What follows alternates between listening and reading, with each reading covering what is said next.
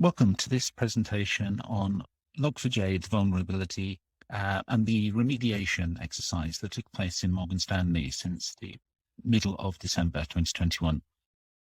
During the course of this exercise, I estimate about 40,000 pieces of work were executed, and no animals were harmed during this production. So, quick table of contents. Who am I? Morgan Stanley. Some information about Log4j in case you're not aware of what it is.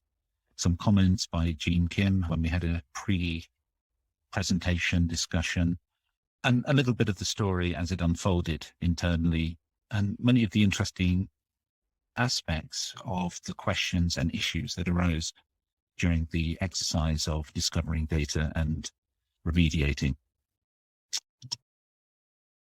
So who am I?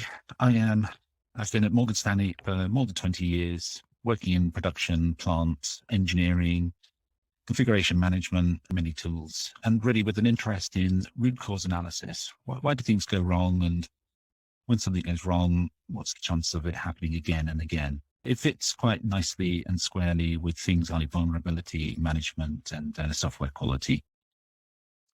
I work with many people solving some of these problems, trying to understand them, helping people out with career aspirations, talent spotting. So hopefully a general all-rounder.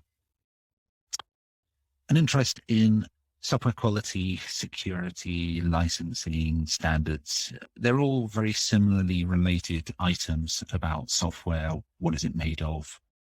What are the components and applicability to the application? With such a vast software real estate in the organization, it opens itself up to a lot of data mining with some very interesting patterns become apparent due to the many years of software and many types of software that ongo in such a large organization. And really, all of these things eventually culminate in some of the big ticket items. So struts from a few years ago, the big Equifax issue, piece of open source, now as of a few months ago, Log4j, and these are escalating in terms of number, frequency, and severity. So H2, Spring for Shell, and others. So with all of this experience, all of these tools, it's got to be easy. It's not as easy as it would at first appear. Okay, so before we go into the details, let's talk about Morgan Stanley. It's an investment bank, more than 100,000 employees, 20,000 plus developers, 25 years of software, new, old, legacy, pretty much every technology ever.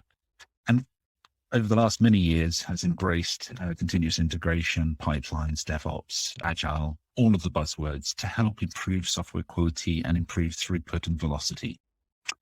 We have our own bad practices, like everybody. We're an attack victim of the nature of our business, and lots of data and lots of dollars.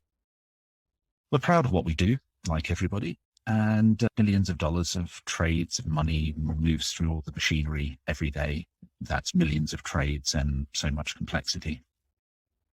So this means we've got a lot of diversity in terms of software. Generally, people don't like to work on legacy. They like to work on the latest and greatest things. Developers want to develop, not fix things, and more use of open source, industry standards, which leads to more surface area. So as technologists, we consider ourselves to work for an IT company that sells stocks and shares. As a business, the traders think of us as a bank and IT is just a tool. So we have a sort of diversity of opinion or approach to doing things. And cyber is happening more often, with more impact, more eyes, more effort by the bad guys. We, like all organizations, are a target. We don't want to be in the headlines for the wrong reasons.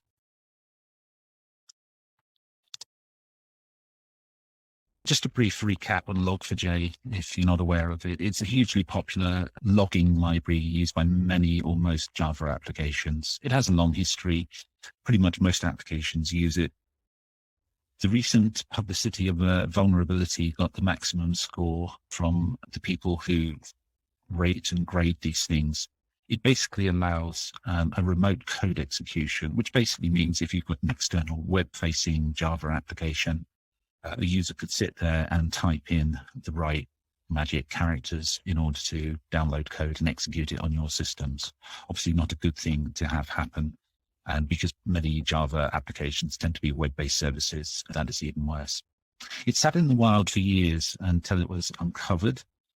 And so in before publication, I guess the bad actors were busy writing the tools to start scanning the world, attack or investigate every website in the world, and every organization, big and small, worked very quickly after the public announcement to investigate or remediate or block these attacks. The attack itself turned out to be very easy and had very little in terms of precondition. So if you read the internet guides on this, it shows how simple it is to do this. So the mere presence of the jar file in an application is enough to presume that the application is at risk of attack, i.e. it's guilty. So the Log4j story within Morgan Stanley, I like to think of it as the beginning, a middle, and an end. It started for myself one Friday morning with some emails that were coming in and me trying to figure out what I'm going to do for the day. The subsequent days and weeks were a lot of concentrated work by many teams and people collecting data, interpreting it, getting the message out, and getting accountability for application remediation. And then as we get to the end of the exercise, interesting things come around. At some point, the company wanted to take a firm decision that we're going to destroy the copies of software in the organization, knowing that nothing was using it. So that required a lot of more analytics and discussion in order to figure out, are we ready? Have we got all the data? And